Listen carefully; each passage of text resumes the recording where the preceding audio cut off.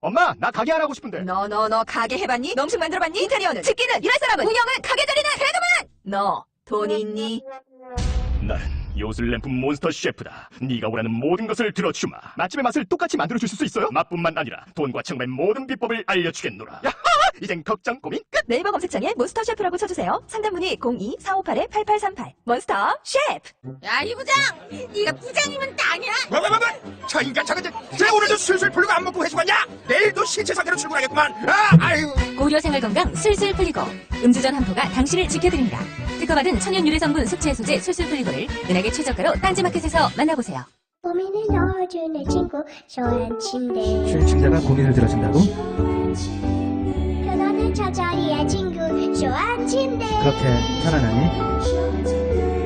머리부터 발끝까지 너무나 포근한 느낌 오늘부터 내 친구 쇼한 침대 어디에 있다고? 딴지마켓에 있네. 영어 실력만 향상되는 게 아니라 이러다 정말로 인생이 바뀔 것 같다. 무한도전 김태호 PD 강력 추천. 통역사 출신 영어 독학의 신이 알려주는 궁극의 영어 마스터 비법. 영어책 한 권 외워봤니? 영어책 한 권이 통째로 복사됩니다. 영어책 한 권 외워봤니? 위즈덤 하우스.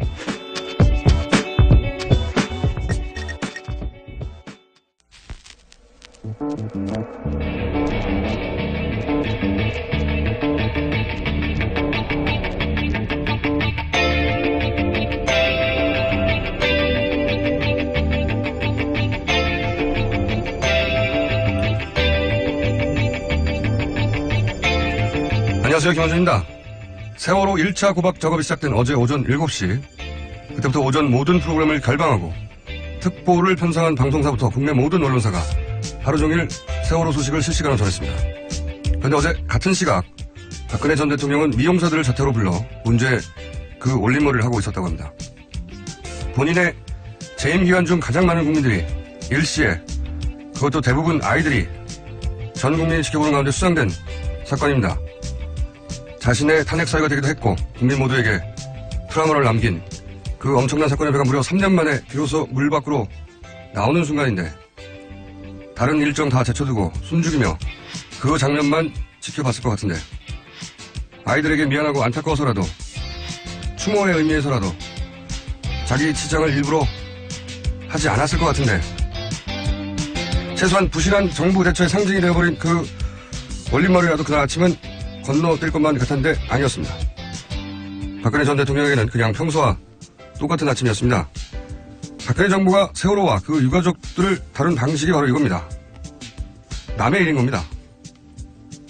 타인에게 감정을 이입하고 처지를 헤아리고 공감하는 능력 자체가 아예 없었다.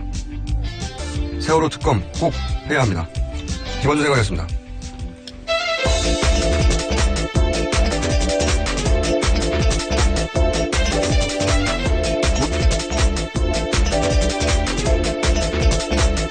김은지입니다. 네.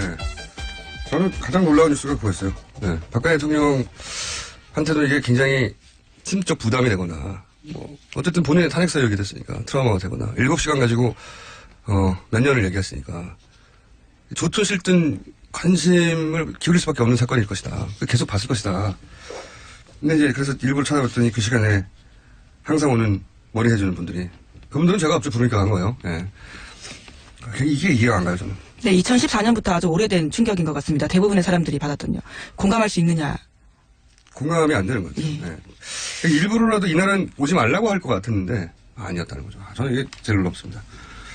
본인이 감정이입이 안 돼도 이날은 여러모로 안 오는 게 좋겠다고 할 것 같았거든요. 아니었어요.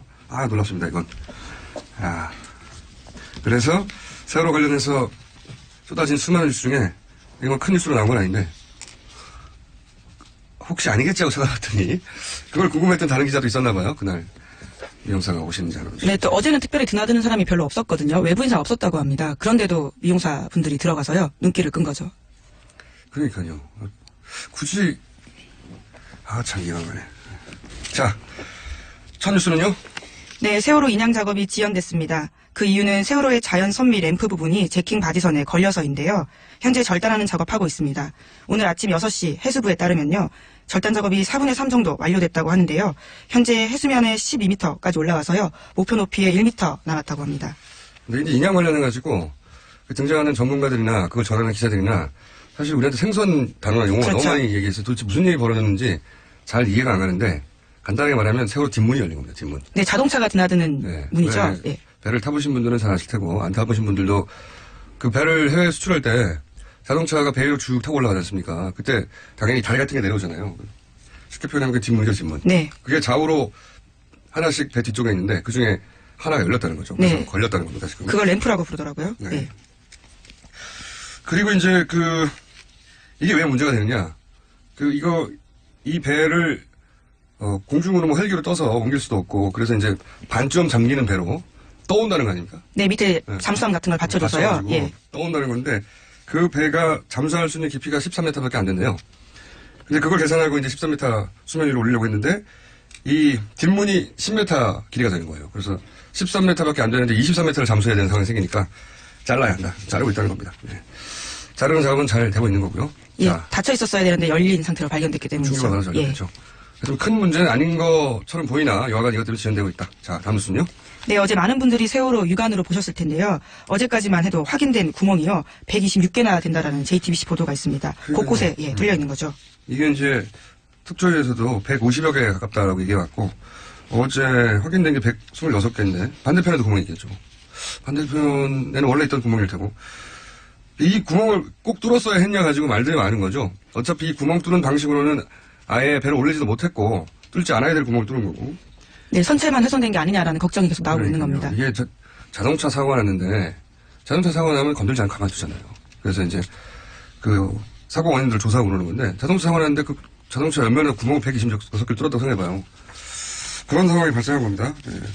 안타까운 일이고 이것도 특검을 해서 과연 꼭 뚫었어야 했는지 일부러 뚫은 거 아닌지 다 따져봐야 할 일이라고 보고요. 자, 다음 순요. 네, 유승민 의원이 어제 관련해서 밝힌 바가 있는데요. 자신이 2년 전에 원내대표에 취임하자마자 세월호 선체 인양돼야 된다 이렇게 이야기했다는 겁니다. 그런데 당시 정부가요. 세월호 문제에 대해서 입 밖에 꺼내는 것조차 꺼려했다라는 일종의 내부 고발을 한 거죠. 유승민 후보가 주장하는 게 따뜻한 보수인데 이게 보수 진보하고 아무 상관없는 문제거든요. 국민들이 죽었는데 안타까운데 보수 진보가 어디 있습니까? 근데 이걸 정치적 이슈로 만들어버린 게 사실은 박근혜 정부죠. 그렇죠. 네. 그래서 세월호 문제에 대해서 적극적으로 떠들면 좌파다라고 공격을 해서 프레임을 만들고 정치적 이슈로 만들어버렸죠. 심지어 세월호 유가족조차도 적으로 만들어버리는 프레임을 만들었습니다. 이해가 안 가는 짓을 한 거예요. 네.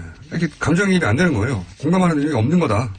저는 어제 아침에 이 머리 하는 걸 보면서 뭐 대단한 거 아니지 않습니까? 하루 쉬어도 참 그거를 그리고 그게 문제가 됐다는 게 얼마나 많이 보셨고 자기도 알 거 아니에요. 물론 이런 거 있어요. 습관처럼 하는 거 있습니다. 사람들이. 하지만 그것도 어떤 이런 상징적인 날에는 생각이 안 나거나 그래야 되잖아요. 이해가 안 가요. 굳이 불러서 또 그 머리를 외출도 안 하면서 하고 있다는 게. 네, 외출은 원래 잘 하지 않았고 외부인도 안 만나는 날이었는데도 그렇게 일상적으로 하는 일 같이 그리고 보입니다. 뭐 습관처럼 뭐 그렇게 세수처럼 생각할 수는 있는데 이날은 그렇지 않을 것 같은데 예, 보통 설마 안 하겠자고 내가 쳐다봤거든요. 이날은 안 하겠지 하고 그것도 굳이 같은 그 시간에 바로 하고 있었다는 게 박근혜 정부가 세월호를 다루는 방식을 그대로 드러내는 거예요. 남의 일은 자기가 상관이 없는 거예요. 네, 끊임없이 교통사고다라는 프레임을 들이댔었고요. 또 돈 문제 가지고 계속 이야기했었죠. 네. 그 유족들에게 굉장히 모멸감을 주는 방식이었습니다. 가장 악마적인 방식이에요. 사실은. 자, 다음 순요. 네, 지지부진하던 인양 작업이 대통령 탄핵이 되고 조기 대선이 결정된 뒤부터 갑자기 속도 내고 있다. 이런 지적 어제도 이건 해드렸었는데요. 뭐 우리도 하고 모든 언론이 예. 다 하고 있습니다. 예. 예, 이에 대해서 해수부 입장이 나온 겁니다. 김영석 해수부 장관이요. 어제 이렇게 밝혔습니다. 오해가 있을 수는 있지만 사실과 다르다. 다른 변수에 작아오면 하지 않는다. 이렇게 강조한 겁니다. 그러시겠죠. 네. 특검을 해봐야 합니다. 자, 다음 순요. 네, 수원지법 행정 2단독 김강대 판사가요. 어제 세월호와 관련된 판결 하나를 했습니다. 세월호 때 숨진 교사를 유공자로 인정해야 한다라고 밝힌 건데요. 보문처 같은 경우에는 단원고 교사 4명에 대해서 국가 유공자로 인정하지 못하겠다라고 결정했거든요. 이에 대해서 유족들이 그런 결정을 취소해달라라는 소송을 냈고요. 유족 편을 손을 들어주는 판결을 어제 한 겁니다. 대부분 교사들이 학생들 먼저 탈출시키다가 빠져나오지 못했죠. 그래서 이제 유족들은 유공자로 등록을 해달라고 했는데 보건처는 안 된다고 한 거고 수원지법이 해주라고 한 거죠. 예. 네. 뭐 상식이죠 사실은. 네. 자, 다음 순요. 네, 박근혜 전 대통령 수사와 관련된 뉴스 전해드리겠는데요. 어제 김수남 검찰총장이 처음으로 박 전 대통령 영장 청구에 대해서 입을 열었습니다. 이렇게 이야기했습니다. 그 문제는 오로지 법과 원칙 그리고 수사 상황에 따라서 판단해야 할 문제입니다. 라는 건데요. 김 총장 같은 경우에는 박 전 대통령 수사에 관해서 공개적으로 이야기한 건 지난해 11월 이후 처음입니다. 수사받고 나온 당일날 아침에 저희 방송에서 계속 얘기했지 않습니까? 야, 이건 영장 청구가 불가피하다. 영장 청구되는 각오로 가고 있다. 대통령을 특별히 봐준 게 아니다. 네. 네. 그리고 다음 주 초쯤에 나오지 않을까. 그렇게 되어가고 있는 것 같습니다. 근데 사실 영장 청구를 하지 않을 방법이 없어요. 하지 않는다면 대단한 특혜를 주는 건데, 예. 저는 청구가 될 거라고 봅니다. 발부가 될지는 그건 법원의 문제고, 그다음부터는. 자, 다음 뉴스는요? 네, 검찰이 최순실 씨 사익을 추구하기 위해서 스포츠토토 사업권에 개입하려 했다라는 의혹에 대해서요. 본격적인 수사에 들어갔다라는 겁니다. 스포츠토토.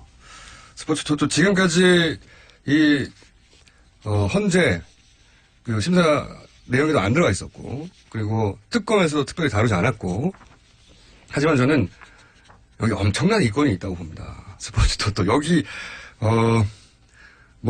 거대한 줄거리 하나 나왔다고 봐요. 사업자가 K토토군요, K토토. 네. K토토인데, 이거 주시한 뉴스입니다. 앞으로 여기서 이제 노다지가 캐질 것이다, 라고 저는 보는데, 작년에 K토토 판매수가 엄청나게 늘어나요. 스포츠토토가. 그러니까 2015년에 K토토 이익이 190억대였어요. 그랬는데, 2016년에 이익이, 2배 늘은 게 아니고 20배 정도 늘었어요, 갑자기. 한 3,700억대. 이런 일이 벌어질 수가 없거든요. 1년 사이에. 이게 K토토가 빙산단을 만든 직후에 벌어진 일입니다. 근데 이 빙산단은 김종차관이 K토토에 만들려고 한 거거든요. 근데 일단 김종차관 나오기 시작하잖아요. 근데 일단 여기에 그리고 최순실 측근이 순천향대 하정희 교수. 네, 하모 교수라고 하니까 이름을 꼭 밝히네요. 하모 교수님 여기 차장으로 일단 가고, 일단 패턴이 쫙 나오잖아요. 김종차관, 그 다음에 자신의 측근 꽂기, 그리고 스포츠단 만들기, 빙산단 만들기. 그리고 이 빙산단을 이끄는 이기혁 감독은 장시우 씨하고 친분들뿐만 아니라 삼성에서 돈을 직접 받은 동계 스포츠 정대센터의 이사죠. 네, 전문 이사죠. 그리고 K토토가 뭔가 말을 잘 안 들으니까 며칠 전에 우병우 민정수석을 통해서 빙산단 사찰했다는. 네, 그런 보도 나왔었죠. 보도 나왔죠. 그림이 쭉 나오는 거예요. K토토한테 돈을 확, 효과음이 너무 강했나요? 확 벌게 해주고, 그리고 거기다 이제 스포츠단 만들려고 하고, 거기 자기 사람 꽂아서 뭔가 이권 챙기고, 여기까지 기본이잖아요. 여기서 끝나기에는, 그 정도 이권으로 보기엔 K2를 너무 크게 밀어줍니다. 이게 판매수가 갑자기 3,000개가 늘어나거든요. 인허가를 이렇게 갑자기 해준다는 게 말이 안 되잖아요. 그리고 정부 예산으로 도박 중독자 패턴을 연구하는 용역 보고서도 냅니다. 도박하지 말고 토토하라는 거예요. 말하자면. 이거는 자기가 직접 이권을 챙길 요량이 아니면 이렇게까지 적극적으로 개입해서 이렇게까지 밀어줄 리가 없어요. 최순실 씨가. 이거는 뭔가 본인이 직접 다이렉트로 스포츠토토로부터 나오는 수익을 챙기려고 했다. 이게 어떤 방식이었을까? 그러니까 K토토라고 하는 민간 위탁 사업자. 민간 위탁 사업자를 빼내고 최순실 씨가 직접 그 e스포츠 토토로부터 이권을 다이렉트로 빼서 드시려고 했던 정황이 아직은 구체적으로 나오지 않았으나 그것이 있지 않고서는 이렇게까지 할 수는 없다. 네, 이렇게까지 할 리가 없다. 그분께서. 네. 네, 이 건 같은 경우엔 K토토가 특검에다가 고소고발한 사건인데요. 실제로 스포츠토토 위탁 사업 입찰 조건이 중간에 바뀌었다고 합니다. 그러니까 이제 K토토를 쳐내고 뭔가 직접 주시려고 한 정황과 이것들이 앞으로 나올 거고요. 그러면 이때까지 나왔던 사업들하고는 종류가 좀 다른 거죠. 규모도 다른 거고. 이거는 사람들을 토토로 끊임없이 사게 하고 그 수익을 자기가 홀랑홀랑 먹으려고 했던 구조적으로. 새로운 거 나오면 다 큰다고 그러나. 다 지켜보시고. 이 뉴스가 너무 조그맣게 취급되고 있어요. 응? 특수본에서 이제 수사를 시작했다는 거죠, 지금. 예, 그렇죠. 왜냐하면 지난 20일에야 고소인 자격으로요, 수사를 했거든요. 그러니까 이제 정말 시작한 거죠. 그러니까요. 많습니다. 여기 뭐가. 자, 다음 뉴스는요? 네, 지난 22일 현장 투표 마감 직후에요. 민주당 경선 자료가, 미확인 자료가 SNS에 유출되는 일이 벌어졌습니다. 그래서 지금 공정성에 대한 문제 제기가 일어나고 있고요. 민주당 선관위 같은 경우에도 조사위를 꾸리고 범죄 행위가 드러날 경우에는요, 형사고발 조치하겠다, 이렇게 밝혔습니다. 이제 뭐 경선에 들어가면 각 당의 자원들이 계속 나올 텐데, 지금 이제 1등 후보가 있다 보니까, 관심들이 많고, 제가 보기엔 근데 이건 계속 뉴스가 나오는데, 예견된 사고예요. 왜냐면 참가인이 1,000명이 넘거든요. 1,000명이죠, 거의. 네. 근데 대부분이 자원봉사자들 많고 통제가 안 되는 1,000명인데, 이 1,000명들이 다 봤거든요, 결과를. 전국에서.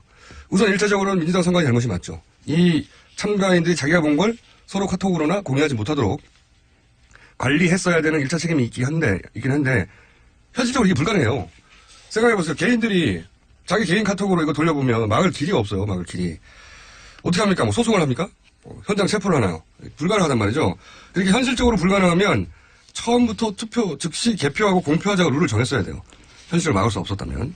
근데 이때 이제 각 캠프가 현장에 이 투표가 먼저 발표됐을 때 경우에 자기한테 불리할 수도 있잖아요. 그렇죠? 유리할 수도 있지만 불리할 수도 있지 않습니까? 그러니까 불리한 결과가 나올 경우에 이제 나중에 본투표에 영향을 줄까봐 이미 안 되는구나 이렇게 나중에 한 번을 공개하자고 각자 유불리를 따져서 그때 결정을 한 거거든요. 그러니까 애초 통제가 불가능한 상황인데 각자 캠프의 유불리를 따져서 그렇게 가자고 각자 캠프가 합의한 만큼 그만큼의 책임이 각자 캠프에 있는 거예요. 제가 보기에는. 예. 어느 한쪽을 탓할 일이 아니다 이건 보니까. 정답은 그냥 통제 못하면 즉시 공개 발표했어야 한다. 제가 보기엔 그렇고. 누굴 탓하기 애매한 사건이긴 합니다만 이런 일들이 앞으로 다른 당에도 없으란 법이 없죠. 예. 대선 관련해서 또 뉴스가 있나요? 네, 자유한국당과 바른정당은요, 보수 족청 놓고 소송전을 벌일 기세입니다. 자유한국당이 어제 바른정당이 자신들을 향해 가짜보수라는 표현을 쓰지 못하도록요, 법원에다가 가처분 신청했거든요. 그래요? 네. 재미있는 뉴스네, 이것도. 가짜보수. 바른정당이 자유한국당에 대해서 당신들은 가짜보수다.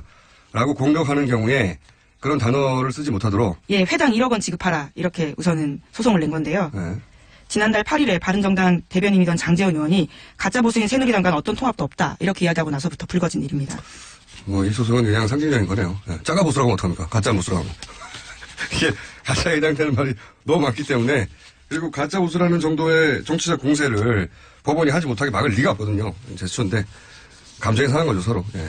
이건 재밌는 일이긴 합니다만 법원이 이걸 판결할 리도 없고 서로 그런 말을 안 쓸 리도 없습니다. 예.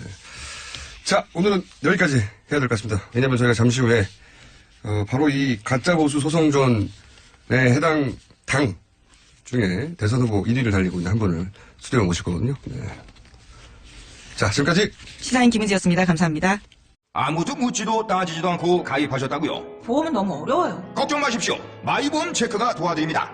1800-7917 마이보험 체크로 지금 전화주세요. 1800-7917 이미 가입한 보험이나 신규 보험도 가장 좋은 조건을 체크해서 찾아드립니다. 인터넷 한글 주소 마이보험.com 또는 카카오톡에서 아이디 검색 마이보험을 친구 추가하여 상담하실 수 있습니다. 여성 여러분, 골반이 삐딱하면 허리가 아파요. 아랫배가 나와요. 골반이 바로서야 건강도 아름다움도 바로섭니다. 바디로직을 입으세요. 토크밴드의 입체적인 탄력이 틀어진 골반을 바로잡습니다. 간편하고 확실한 골반 교정 타이즈. 바디로직. 삐딱한 남성 골반에도 역시 바디로직. 바디로직의 효과를 못 느끼셨다면 100% 환불해드립니다. 자세한 환불 조건은 홈페이지를 참조하세요. 굶고 뛰고 땀 빼고 다 해봤다. 그래봐야 소용없었다. 다이어트는 결국 먹는 게 문제다! 동결건조 채소와 곡물, 단백질, 그리고 효소와 비타민, 미네랄로 만든 다이어트 전용 그린 스무디로 하루 한두 끼만 바꿔 드세요. 검색창에서 비타샵을 검색해주세요.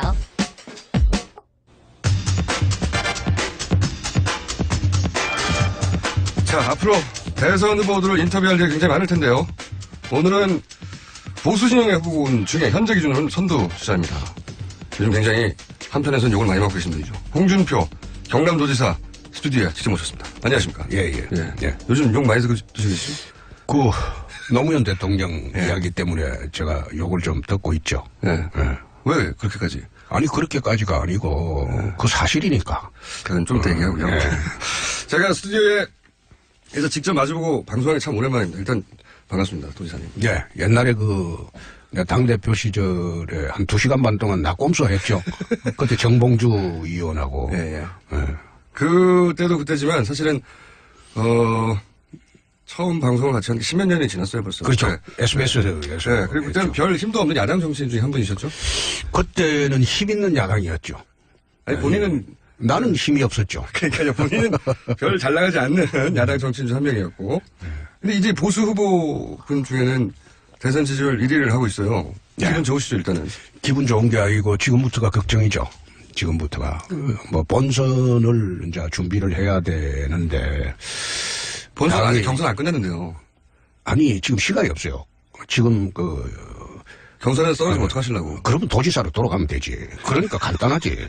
그건 뭘 이리저리 재고 그래 살 필요는 없죠. 작년 사실 생각해 보시면요. 작년까지만 하더라도 이 지금 보수 후보군 중 1위를 한다는 건 상상도 못한 일이 아니었습니까? 그때 9월 달에 뭐 시정 나왔죠. 그렇죠. 그리고 김무성 전 대표, 반기문 사무총장 뭐 다 살아있을 때 아닙니까?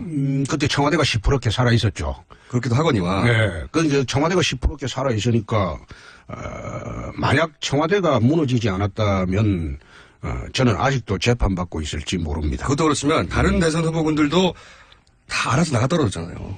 이게 웬 떡입니까? 웬 떡이 아니고 그게 이제 사람 팔자의 문제. 그래서 혼자서 그런 생각 하셨죠. 이러다가 나한테 기회 올 수도 있겠다. 그죠? 이러다가가 아니고 저는 그런 생각을 합니다. 대통령은 이 작은 나라 대통령도 그 하늘의 뜻입니다. 하늘의 뜻이기 때문에 지금 그 박근혜 대통령도 저래 몰락하는 것도 나는 하늘의 뜻으로 봅니다. 그럼 지금 하늘의 뜻을 받들어서 나오신 겁니까? 출마를? 천명을 받아야 나오는 거죠. 받은 건 어떻게 하셨어요? 어떻게 하는 게 아니라 지금 돌아가는 분위기가 나쁘지 않다 이겁니다. 그게 아직 천명까지인지 아닌지는 잘 모르시지 않습니까? 그거는 마지막에 가봐야 알죠. 내가 후보에 머물지 대통령이 될지 그거는 마지막에 가봐야 알죠. 그건 그런데 오늘은 참 김어준 그 씨가 말을 조심스럽게 하는 것 같아요. 일단 말만 함부로 해도 돼요. 발언 한번 해도 돼요. 아니 제가 원래대로 그래 하는 것이 아마 정상일 거예요. 제가 예의 안 갖춰도 돼요. 일이 예우를 해드리려고 그랬는데 조심조 씨. 예? 아니 예우를 안 해줘도 되는데 원래 뭐 김어준 씨하고 방송할 때 김어준 씨가 그 뭐 질문지대로 방송을 합니까? 안 하죠. 그러니까 내키는 대로 물어보세요. 제가 굳이 또 예우를 해드리려고 했더니 요즘 미움 엄청 받고 계시잖아요. 제가 보기엔 도지사님이 원하시는 대권을 향하려면 이 비호감도 문제를 해결해야 됩니다. 비호감도가 1위예요. 나는 호감도 비호감도 그거는 관심을 두지 않습니다. 원래 호감도만 따진다면 일을 하지 않으면 호감도가 1위예요. 일을 하지 않으면 반대자를 만들지 않으면 호감도가 1위예요. 그래서 나는 정치를 하거나 그리고 도지사를 하거나 무엇을 할 때도 호감도 비호감도 가지고 그거 나는 따지질 않습니다. 아니, 예를 들어서 당선되기 전에 아니 내가 그 이야기하면 좀 당선이 되려고 하면 당선하고 호감도하고 그 지지도는 틀리다니까. 그건 그랬으면 좋겠긴 하겠죠. 본인 입장에서는. 아니 본인 입장이 아니고 호감도만 따지면 탤런트를 내세우는 게 제일 호감도가 낮죠. 그분들은 출마를 안 하지 않습니까? 왜 출마를 안 해요? 지금 탤런트도 출마를 하죠. 출마해서 당선된 분도 많죠. 그리고. 네, 당선된 사람도 많고. 그래서 지금 앉아서 인심이나 쓰고 좋은 말이나 하고 일 안 하면 호감도가 1위예요. 아니 근데 이 비호감도는 절대 대통령이 되어서는 안 된다는 사람, 그러니까 단순히 저 사람이 좋아요 싫어요가 아니라 대통령 이 사람을 안 돼 할 때 첫 번째로 배제되는 명단이 첫 번째에 있다는 겁니다. 아니지. 그거 지금 미국 대통령 트럼프가 비호감도가 얼마나 높았어요? 예? 비호감도가 얼마나 높았어요? 단돌이 붙을 때고요. 그렇게 아니. 그리고 끝날 때까지 힐러리가 호감도가 최고였지. 두 사람 비교를 하면. 이 호감도 힐러리 굉장히 높았습니다. 아니.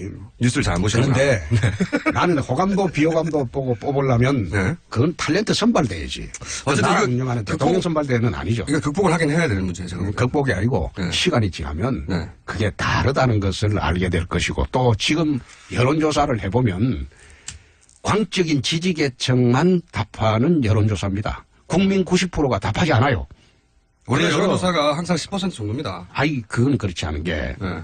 응답률. 4강에 말하자면 각 당의 대표를 다 정해지고 난 뒤에 한 일주일 뒤에 하는 여론조사가 그게 진짜 여론조사지. 지금 앉아서 후보들 10몇 명 엮고 누굴 지지하느냐 묻는 여론조사 형태는 그거는 인기투표지. 그래서 그런 여론조사는 나는 믿지도 않고 그럼 그런 여론조사 믿었다면 내가 국회의원 4분 할 리도 없고 또 경남지사 2분 할 리도 없습니다. 그러니까요. 그렇게 생각하시면 마음은 편한데 숨어있는 보수표가 있긴 해요. 있긴 한데 이게 이제 말씀하신 대로 응답률도 좀 낮고 지금 현재는 이제 진보층이 적극 응답하는 것도 맞긴 맞는데요. 진보가 아니라 좌파죠. 좌파죠. 저는 좀 다르게 생각하지만 그거 가지고 좀 다툴 일은 아니고 근데 이 보수표가 숨는 것도 하나의 여론이거든요. 왜냐면은 적극적으로 투표소를 향하는 동력이 떨어진다는 거거든요. 내가 내 성향을 드러내기가 부끄럽다 좀. 부끄럽게 이 보수 정치인들이 만들어버린 거죠. 그거 여론 맞습니다. 경향성 맞는 거고. 경향성은 수치 앞으로 흔들릴 수 있죠, 물론. 아니, 그거 내 불러놓고 그거 물으려고 지금. 제 말은 뭐냐면 보수가 자랑스럽게 튀어나와서 찍을 후보가 되어줘야 되는 거거든요. 그건 나중에 봅시다. 아직 시간 많으니까. 근데 당내 경선은 이기는 거 확실한 겁니까? 지금 당내 경선을 보고 할 시간이 없어요. 일반적으로 당내 경선을 한다면 정상적으로 하면 7월까지 하겠죠. 네. 8월 한 중순까지 정상적으로 했다면 그러고 난 뒤에 12월 대선을 봐야 되는데 거의 1년 동안은 이제 경선 대선을 치르는 과정이 있는데 지금은 불과 60일밖에 안 돼요.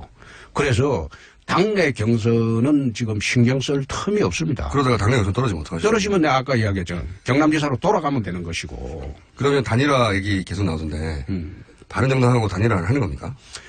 단일화를 하지 않으면 대선 구도가 짜여지지 않으니까 단일화를 해야 되겠죠. 지금 보수 후보들 지지율이 합쳐서 잘 안 나오는 편이니까요, 그죠? 그거는 보수가 아니라 우파 유권자들이 대답을 안 하기 때문이죠. 뭐 그렇긴 합니다. 근데 그게 아까도 말씀드렸다시피 유권자들이 투표소로 잘 안 가게 된다는 건데 여하가 그러면 김무성 전 대표하고 만나셨잖아요. 단일화 문제 얘기하셨다면서요. 그렇죠. 무슨 얘기 하셨습니까? 그거 이야기 다 할 것 같으면 곤란하지. 막 물어보라고 하시면서 이제 뭐 여기서 좀 아니 그거는 일방적으로 내가 이제 말씀을 드렸고 김무성 대표하고는 15대 때 국회 96년도 처음 같이 들어갔습니다. 그리고 앞서거니 뒤서거니 원내대표 당대표를 같이 했고 그리고 개인적으로 또 저보다 나이가 좀 많습니다. 그래서 또 어떤 합의가 있었나요? 편하게 지내는 사이입니다. 당이 지금 일시 별거하고 있지만은 편하게 지내는 사이입니다. 둘이 만나가지고 제가 그런 이야기를 했죠. 이거 선거연대를 해야 될 것 아니냐. 바른정당의 후보하고 자유한국당 후보가 선거연대를 해서 한 사람이 나오는 게 맞지 않느냐. 맞다고 합니다. 네. 내가 신무성 대표가 하는 이야기는 이 자리에서 제가 하는 거는 예의가 아니죠. 제가 이제 김무성 대표한테 한 이야기만 이야기하는 게 그건 예의고. 그래서 선거연대를 해서 선거 끝나고 난 뒤에 당을 통합하는 게 순서가 아니겠느냐. 대선 전에 당이 통합되기는 어렵지 않느냐. 그래 이제 내가 쭉 이야기를 하고 그랬죠. 그랬더니 끄떡끄떡 하던가요? 말 말고 뭐 제스처라도 알려주셔야. 그거 이야기하면 김무성 대표가 또 입장이 곤란하겠죠. 그러니까 말 말고 제스처로 이렇게. 제스처 이야기해도 똑같잖아요. 싫다고 하던가요? 아니 싫을 이유가 없죠. 같이 사는 거니까. 싫을 이유가 없죠. 그러면 같이 사는 거니까. 하자고 한 거군요. 네. 하자고 했는데 남경필 도지사는 후보 단일 안 한다지 않습니까? 그거는 그 문제가 아니죠. 후보가 되는 사람하고 그 당의 지도력을 가진 사람끼리 이야기해서 정하는 거니까. 유승민 후보는 한다고 하고 남경필 도지사는 안 한다고 하니까 유승민 후보가 되는 게 낫겠네요. 도지사님 입장에서는? 저는 누가 되든지 옛날에 같이 그 당에 일을 같이 했던 사람들입니다. 그래서 누가 되든지 이야기가 된다고 봅니다. 근데 이게 보통은 단일화 하자고 하면 거기까지는 어렵지 않은데 이 조건을 맞추는 게 어렵지 않습니까? 무슨 룰로 단일화할 것인지. 그거는 후보되고 난 뒤에 다시 한번 불러주시면 그때 이야기하겠습니다. 보통은 이 룰 가지고 싸우다가 깨지는 경우가 많은데요. 지금 룰 가지고 싸울. 분리해도 받아들이시고요. 룰 가지고 싸울 그런 시간이 없어요. 시간이 없긴 하지만 보통은 자기가 후보가 된다는 전제하에 단일화에 나서잖아요. 아니 자기가 된다는 전제하에 단일화에 나서긴 하지만은 그때쯤 가면 절박하기 때문에 서로가 욕심을 부릴 시간이 없을 겁니다. 그러면 절박하잖아요. 도지사님도 마지막에 욕심을 내려놓고 분리해도 응하실 생각이에요? 불리하고 유리하고를 떠나서 합리적인 기준으로 단일화를 해야 되겠죠. 합리적인 기준으로. 잘 안 될 것 같아요. 예. 보니까. 안 되는 게 이제 안 돼야지 우리 김어준 씨가 바라는 후보가 되겠죠. 아니요, 전 되길 원합니다. 왜? 돼서 깨지라는 거예요. 그런데 김어준 씨가 바라는 대로 전국이 또 안 흘러갈 수가 있어요. 내가 쭉 봤는데 옛날에 낙곤수 할 때부터 김어준 씨가 의도하는 대로 절대 전국이 안 흘러갔다고. 도지사님이 원하는 대로 된 적도 그렇게 많지는 않습니다. 아니 나는 내 원하는 대로 다 돼 왔어요. 그렇지 않은 경우도 많았는데 그건 지나간 일이니까. 근데 김무성 전 대표는 국민의당하고도 연대하려고 그러는 것 같은데요. 그거는 모르죠. 중도 우파 대연합을 지금 김무성 대표는 아마 주장하고 있는 것 도지사님도 머릿속에 국민의당 있어요? 그럴 상황이 오면 그럴 수도 그렇게도 검토를 해야 되겠죠. 국민의당까지도. 예, 그런 생각을 해본 적은 있으시군요. 그렇습니다. 근데 국민의당은 현재 기준으로 하면 안철수 후보가 유력한 편인데 안철수 후보하고 혹시 만나보거나 교감해 보신 적 있어요? 이 문제 가지고? 전혀 없습니다. 그러면 국민의당의 박지원 대표하고 조용히 이 얘기를 이야기해 보신 적 있습니까? 두 분이 별로 안 친한 사이잖아요. 박지원 대표하고는 아마 김어준 씨 생각하고는 좀 틀릴 거예요. 저하고는 친합니다. 아니, 좀 다르게 알고 아니, 있는데. 다르게 알고 있는데, 국회에 있을 때도 예. 이야기가 통하는 사이입니다. 박지원 그 대표 정도가 되면 지금 현역 정치인 중에서 최고 고수입니다. 예. 그래서 예. 고수끼리는 예. 말 안 해도 통하는 데가 있습니다. 예. 고수라는 말을 예전에도 하셨어요, 저한테. 하고, 그리고 동시에 고수인데, 뭐뭐다. 얘기할게요. 요물이라고 표현하셨습니까? 요물이라고. 그게 나쁜 의미가 아니고, 그게 나쁜 의미가 아니고, 나쁜 의미가 아니고, 그게 그 만수를 가진 사람이다. 그 뜻입니다. 네? 아니, 요물이다 한다면 그 뒤에 쭉 이어진 얘기도 있었죠. 아니, 그게 만수를 가진 사람이다. 그 뜻입니다. 영원히 상대편일 줄 알았죠, 영원히. 이번에 아니. 손을 잡아야 될지도 모릅니다, 이제. 아니, 만약 박지원 대표하고 손을 잡게 되면, 예. 그게 어떻게 보면 영원한 정권이 탄생을 하니까 그건 참 좋은 거죠. 대한민국을 위해서. 예, 그렇게 해석할 수도 있습니다. 네. 뭐 그렇게 생각 안 하시는 분들도 호남에도 많을 거예요, 아마. 자유한국당하고. 많겠죠. 그리고 자유한국당하고 손잡는 것에 대해서 국민의당의 호남 지역의 유권자들은 탐탁지 않을 거거든요. 뭐 그런 측면도 있고 또 우리 그 지지 세력도 그런 측면이 있겠죠. 그러니까요. 그런데 판을 어떻게 짠답니까? 그걸? 아니 그런데 그거는 제가 지금 그렇게 될 경우도 극단적인 경우도 나올 수 있다는 그 뜻이고 가능성 중에 하나다. 예. 그러면 정치인 안철수는 어떻게 평가하십니까? 나중에 어쩌면 손을 잡아야 될지도 모른다고 생각하시는. 정치인이라고 보기에는 참 순수하신 분이죠. 정치라고 보기에는. 네. 도지사님하고는 다르게. 저는 순수하다기보다도 네.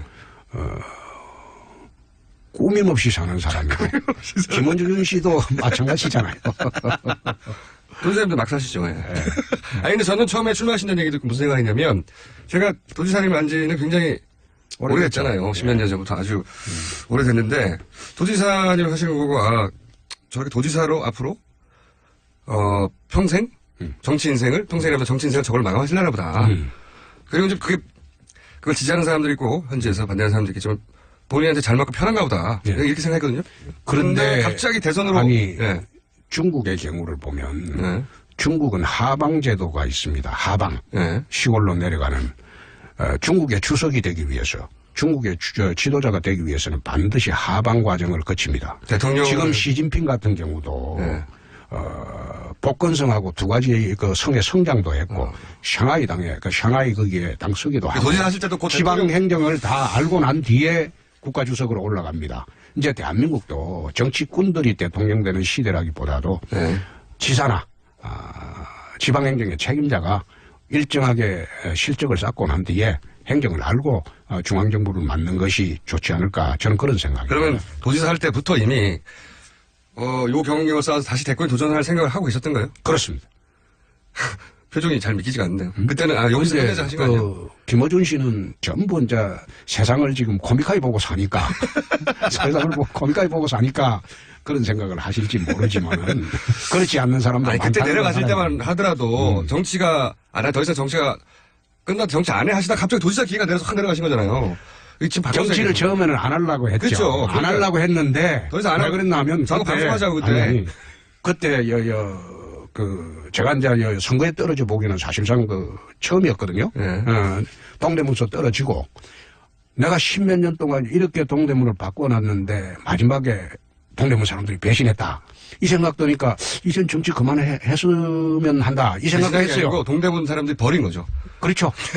실컷 십몇 년 시켜먹고 예. 이제 버렸는데. 일 잘 못하니까 버린 그래서 일 잘못해서 버린 게 아니지. 지금 동대문 가봐. 동대문 얼 지역에 가보면 그게 강남처럼 돼 있어요. 그거 내 있을 때 다 한 겁니다. 섭섭하시구나. 버림 받았어요, 어쨌든. 그러니까 버림 받았지. 그러니까 예. 괘씸하지. 그런데 그래서 안 하려고도 생각을 해보고 김어준 씨하고 내가 방송하자고도 우스갯소리로 이야기했잖아요. 우스갯소리는 몇 달 동안 몇 번이나 전화하셨는데 안 한다고 자꾸 그러는데 꼭 하자고. 재미있게 살라고 그랬죠. 그런데 그러니까, 예. 보궐선거 기회가 생겨가고 그래가지고- 또 고향이니까 예. 고향이니까 교회에 와서 도지사 하시고 요걸로 마감하시려나 보다. 그거는 김어준 씨 생각이지. 아니 그때 내려가실 때 그랬잖아요. 요걸로 마감하려고 그런다고. 아니지 그때는. 여하간 그런데 저는 갑자기 뭐 정치인이 자기한테 기회가 왔었는데 잡아야죠. 근데 갑자기 올라오셔가지고 의아하기도 했지만 올라오실 때 도지사 자리가 아깝진 않으셨어요? 도지사? 아니 내가 이야기를 그거는 좀 이야기할 테니까 네, 중간에 끼어들지 마고. 네. 내가 도지사 4년 4개월 했어요. 예. 보궐선거 내려갔어요. 4년 4개월 동안 경상남도 빚이 1조 3,488억이었어. 처음 인수할 때. 그런데 거기에 경남도에 땅 한 평 안 팔고 그 다음에 건물이나 자산 하나 안 팔고 행정개혁, 재정개혁만으로 내부개혁으로 그 빚을 다 갚았어요. 지금 빚이 없어요. 처음으로 지금 광역단체가 빚이 없어진 게 처음입니다. 빚이 없어지고 지금 금년부터 원래 법령이 없었어요. 흑자도정을 하려고 하는데 흑자도정을 하게 되는 법령이 없어가지고 행자부 요청해서 법령을 새로 만들었어요. 금년 2월에. 그리고 두 번째 경상남도가 지난 40년 동안 기계공업, 조선공업으로 먹고 살다가 그게 쇠락을 냈어요.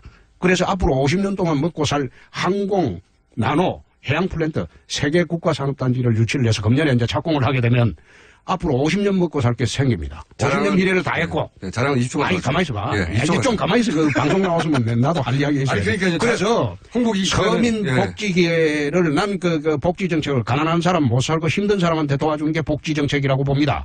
그래서 서민 복지 정책을 4년을 해서 경상남도의 힘든 예. 그 학생들 내가 다 도와줬어요. 그래서 지금 경상남도는 내가 없어도 잘 굴러가게 세팅이 됐습니다. 할 일이 없어요, 더 이상? 그렇습니다. 그래서 만약에 떨어지면 도지사로 돌아갔다고 아니 예선에 떨어지면 예선에서 떨어지면 그렇죠. 도지사 한 1년 2개월 더 하셔야 되지 않습니까? 아니 그러니까 예선에 떨어지면 돌아가서 이제 해야 되는데 야만 이미 채우는데 그렇죠. 할 일을 다 했기 때문에 할 일을 다 했기 때문에 재선에도- 별로 할 일이 없다 이 말이에요. 그러니까 재선도 출마 안 하실 거예요, 그러면?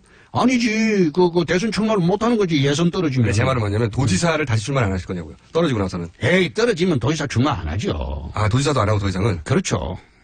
그러면 이제 그때 이제 정치 인생이 끝나는 거네요? 아니 끝날지 안 끝날지 그거는 김어준 씨는 보면 반대 입장에 있으니까 내 정치 인생이 빨리 끝나기를 지금 바라잖아요. 아니에요. 저는 전 개인적으로 굉장히 친하고 잘 맞는, 인간적으로 맞는 부분도 있지만 정치적으로 계속 오래 하셔가지고 욕도 많이 드시고. 욕을 많이 먹으니까 반대편으로부터 나 요즘 살이 좀 찝니다. 살이 많이 오르셨어요. 욕을 많이 먹고 계시다는 걸 아시죠? 아니 그럼요. 특히 이제 예를 들어서 이 망자 모욕에 해당되는 사실 여부를 지금 다툴 생각은 없고요. 제 말은 그게 망자 모욕처럼 들리는 지지자들이 상당히 많은데 굳이 거기다 대놓고 때리시는 이유는 그게 기본적으로 집도끼리를 우선 잡으려고 하는 전략인 겁니까? 그게 전략이 아니고. 묵하신 거예요? 아니 사회 정의에 어긋난다는 겁니다. 사회 정의에 어긋난다고요? 한번 생각해 보세요. 네. 전직 대통령께서 640만 달러 받았다는 것은 팩트입니다. 그런데 팩트인데 그 640만 달러를 받아가지고 돌아가셨잖아요. 예? 극단적인 선택을 하셨는데 다른 사람에 대한 돈은 전부 환수를 했어요. 전두환 돈도 환수를 하고 뇌물을 받으면 국가에 환수를 합니다. 근데 그 돈은 지금 환수가 안 되고 있어요.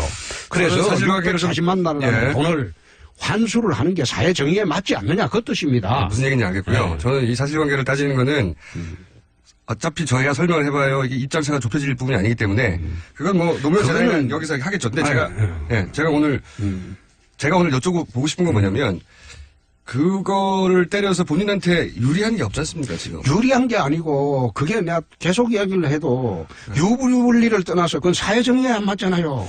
그럼 전직 대통령은 640만 달러, 한 70에 가까운 돈을 갖다가 그럼 그걸 받고도 그걸 갖다가 사회 환원도 안 하고 그래 한다는 게 맞느냐 이 말이에요. 그 대목 저 돌아가시긴 했지만은 할 말이 많은데 그 돈이 그거는 그쪽 캠프나 혹은 노무현 재단에서 할 얘기이기 때문에 제가 굳이 하지 않는데 제가 지금 나오신 도지사님한테 여쭤보고 싶은 것은 하고 많은 사회 정의 중에 그 사회 정의 본인 생각에는 사회 정의라고 하는 걸 때리는 이유는 후보가 문재인이기 때문에 그런 거 아닙니까? 그죠? 그것도 같은 그 일리 있는 말이죠. 문재인 후보가 적폐청산을 이야기를 했어요. 그러면 자신이 2인자로 있던 그 당시에 정부는 적폐가 없었느냐. 응? 내가 또 뇌물로 시작해서 뇌물로 끝난 뇌물 정권이었다. 노무현 정권은 그거는 사실이죠. 근데 그런 얘기 하게 할수록 본인이 지금 재판이 걸려 있는 것에 대해서 공격이 또 들어갈 거 아닙니까? 아니 공격권 들어와도 상관없어요. 나한테 공격하라 이거야. 한번 생각해 보세요. 안희정 지사 뇌물로 정권 출발해서 그 박연차 뇌물로 끝난 정권이 노무현 정권 아닙니까? 그런데 그 당시에 바다 이야기라든지 그 많은 조 단위의 돈은 다 어디 갔느냐 이 말이에요. 도지사님 지금 잠시 쉬었다가요. 3부에서 다시 돌아오겠습니다. 3부에서도 도지사 홍준표 도지사와 함께하겠습니다. 김호준입니다.